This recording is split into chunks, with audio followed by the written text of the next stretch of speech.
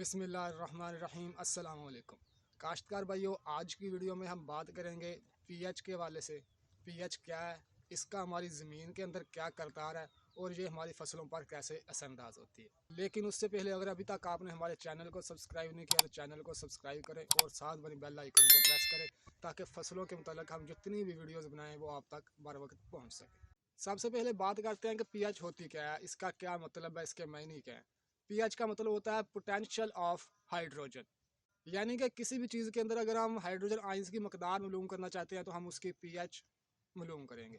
काश्तकार भाइयों, जो पीएच है इसे 0 से लेकर 14 तक नापा जाता है। 0 से 7 तक तजाबियत वाली ज़मीन होती है, 7 से 14 तक नमकियात वाली ज़मीन, और जो 7 होता है वो न्यूट्रल है। बेहतरीन ज़मीन की जो पीएच है जिसे तस्लीम किया जाता है कि ये पीएच बेहतरीन होती है ज़मीन के लिए, वो है तकरीबन 5.5 से लेकर 7.5 तक, या कुछ का मानना है कि 6.5 से लेकर 8.5 तक।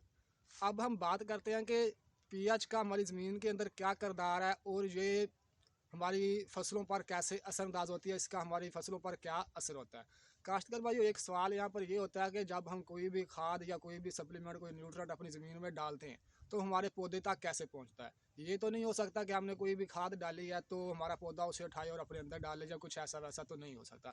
कोई प्रोसेस होता है जिसके ज़रिए हमारी वो डाली हुई खाद हमारे पौधे तक पहुँचती है। तो एक बार मैं भी जानता हूँ, आप भी जानते हैं कि हम कोई भी खाद या कोई भी न्यूट्रेंट उस वक्त डालते हैं जब या तो हमने पानी लगाना हो या पानी लगाया हो, या बारिश वगैरह हुई हो तो कहते हैं चलो जी बारिश हुई है, खाद का छट्टा दे दो, या फिर आजकल जो कोहरा पड़ रहा है और ज़मीन में काफ़ी ज़्यादा नमी होती है तो इसी नमी में हम छट्टा देते हैं।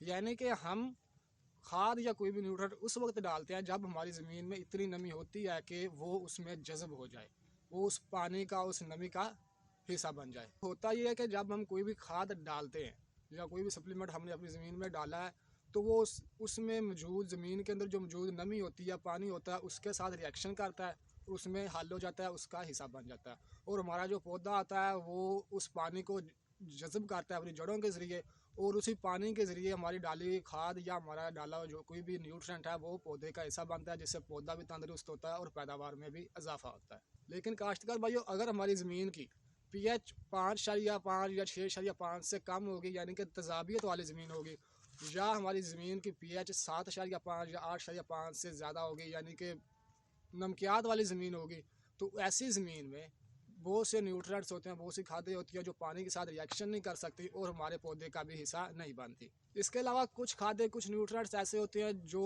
5.5 से कम पीएच वाली ज़मीन में जज़ब होते हैं, और कुछ ऐसी हैं जो 7.5 से ज़्यादा पीएच वाली ज़मीन में पानी के साथ रिएक्शन करती हैं और पौधे का हिस्सा बनती हैं। इसीलिए जो एक मैक्सिमम, जो एक मुकर्रर की गई हद है, यानी कि एक तस्लीम किया जाता है कि ये लेवल सही है पीएच का, वो तकरीबन 5.5 से 7.5 या 6.5 से 8.5 रखा गया है, क्योंकि इसमें तकरीबन तमाम खादें पानी के साथ रिएक्शन करती हैं और पौधे का हिस्सा बन जाती हैं।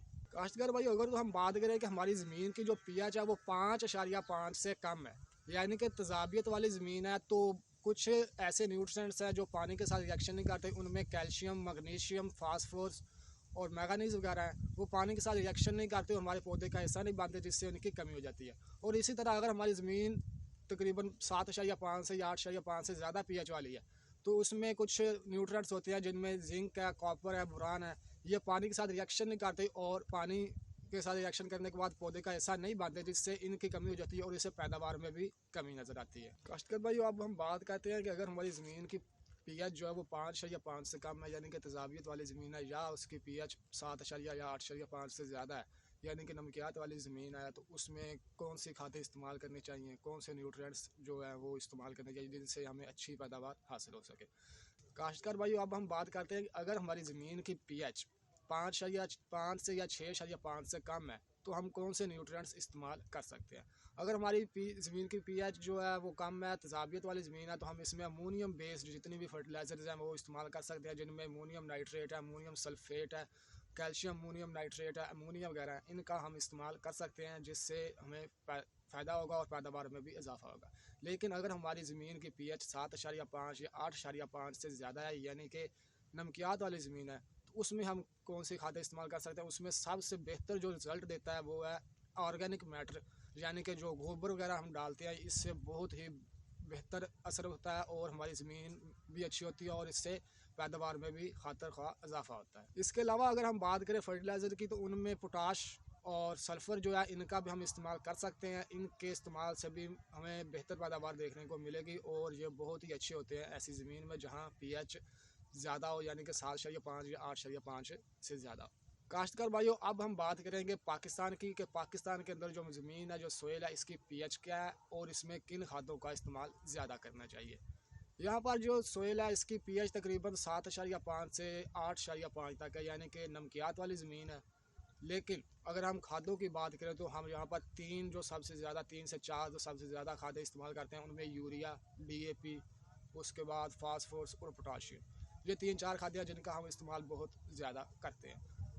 अगर बात करें पोटाशियम की, तो पोटाशियम का मैं पहले बता चुका हूँ कि जो पोटाशियम है ये हम ऐसी सोइल में इस्तेमाल कर सकते हैं जो जिसकी जो पीएच है वो 7.5 या 8.5 से ज़्यादा है। यहाँ पर पोटाशियम का इस्तेमाल कर सकते हैं, ख़ास तौर पर उस वक्त जब पौधा रिप्रोडक्टिव हालत में हो, जैसा कि गंदम है। अगर गंदम के अंदर सिट्टा बन रहा है, दूधिया दाने बन रहे हैं, अगर हम उस वक्त पोटाशियम का स्प्रे करते हैं तो उससे हमें बहुत ही अच्छा रिजल्ट भी मिलेगा।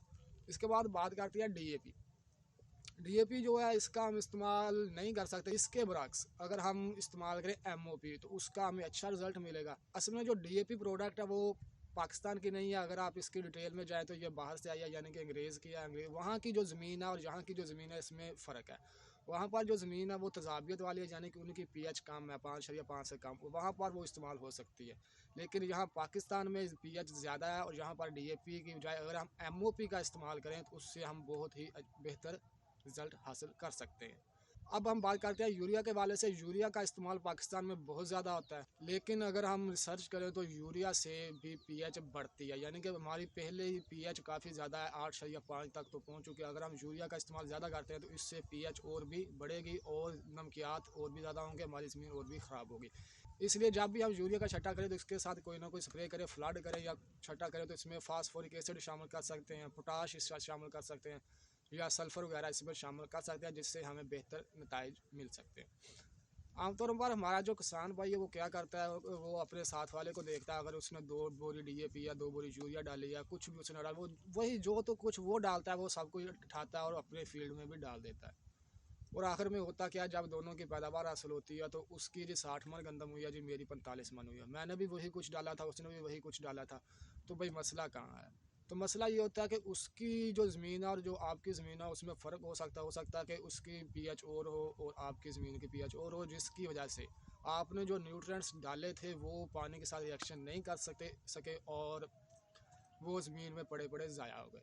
इसलिए ज़रूरी है कि पहले आप अपनी ज़मीन का टेस्ट करवाएं, सोइल चेक करें किसी की पीएच क्या है और उसी के मुताबिक उसे वो खादें डालें, न्यूट्रिएंट्स डालें, ताकि आपको ज़्यादा से ज़्यादा फ़ायदा हासिल हो।